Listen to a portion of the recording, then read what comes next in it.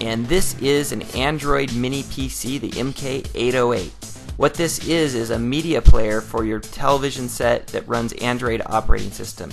And you plug it in, you can play your internet movies, you can play streaming movies like Netflix, Vimeo, YouTube, and you can install apps on here. And this has got the latest Android operating system, Jelly Bean, on here, so it makes it quite a bit faster. It's also got an upgraded processor from the old Mk802. It's got a dual-core A9 processor instead of the old single-core A8 processor. It's got an extra USB port for USB storage hookup, and it's got a better Wi-Fi connection, much better in fact, and 8 gigs of NAND flash on board. It's got a gig of DDR3 memory on it as well. It plays a ton of media formats too. It plays MKV, MPEG 1, 2, and 4, H.264, AAC, OGG, MP3. I'll put a link to it in the description below where you can get the full specs or buy it.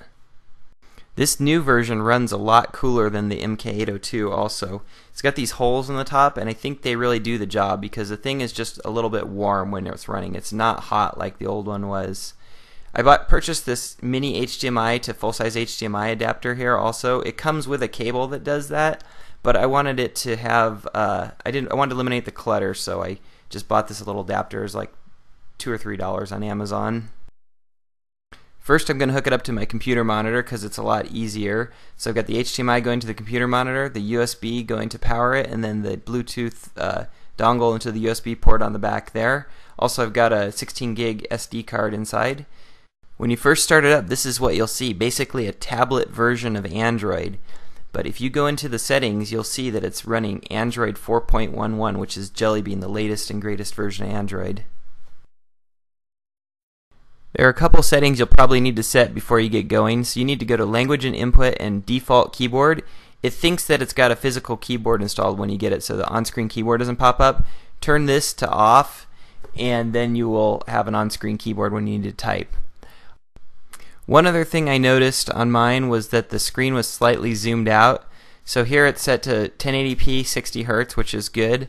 That's just right. But the zoom here, I went over and just slid that little slider out just a little further, and then it fit to the screen. So it didn't default fitting to the screen. So if you have a problem with that, that's what you need to do to fix it. As soon as I got logged into my wireless internet, the first thing I had to do was try out the web browser on here. And it turns out it's much, much faster than the 802. So this is a pretty demanding web page right here. Pocket Now has a ton of little articles on there, and it just loaded up really quickly here, if you can see that. Now we're fully loaded. You can scroll all the way down.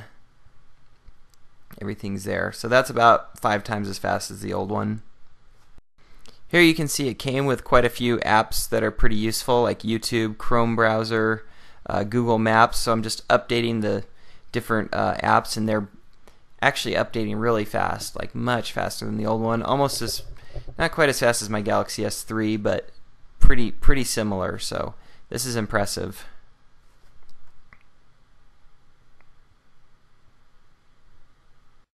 Now I want to show you what it looks like booting up on my big screen 55-inch LCD. So I'm timing the startup, and it starts in under a minute. This is fast forwarded, but it looks like it hit the launcher at about 45 seconds. If I would have had one picked, it would have been probably 45-50 seconds, so not too bad. So here's the desktop, totally customized out. I've got a live wallpaper on there. It's called Paper Ocean. I've got some apps installed like Netflix. Here's some widgets I have. You can see my app drawer. It looks a lot like Android 4.0 Ice Cream Sandwich. You've got apps on this side, and then if you go to the top there, there's also widgets.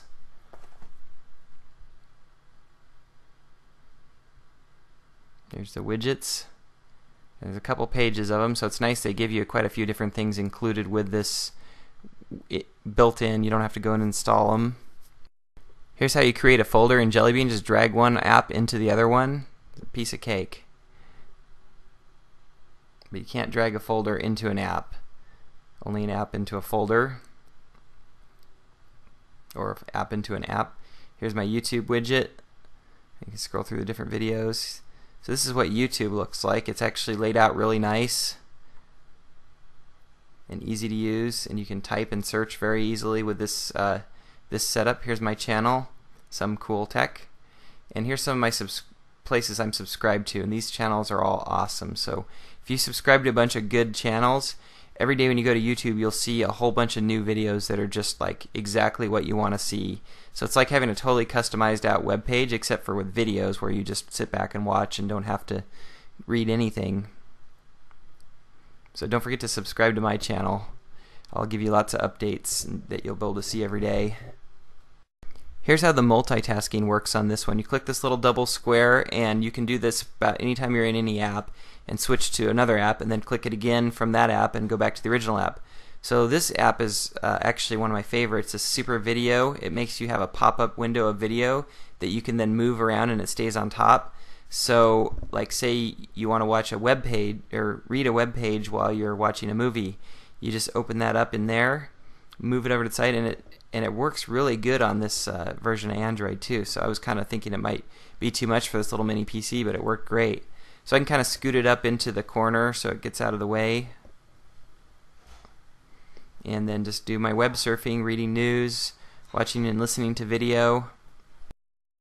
I also installed Go Launcher HD on here. That's the tablet version of Go Launcher. So here's what it looks like when it's all done being customized out.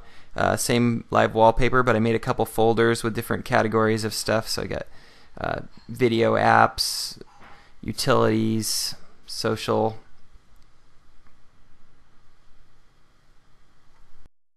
This version of Jelly Bean also includes a fair amount of live wallpapers.